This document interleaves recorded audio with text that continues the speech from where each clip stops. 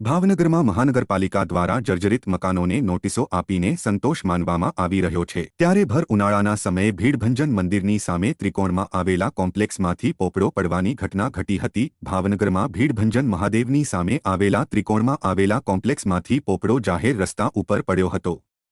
જો કે કોઈ વ્યક્તિને જાનહાનિ થઈ નથી, પરંતુ બનાવને પગલે મહાનગરપાલિકાને ટકોર થતી હોય તેવું જરૂર લાગી રહ્યું છે। ત્યારે શું મહાનગરપાલિકા આ પ્રકારની જર્જરિત ઇમારતોની સામે કાર્યવાહી હાથ ધરશે ખરા? તે જોવું રહ્યું।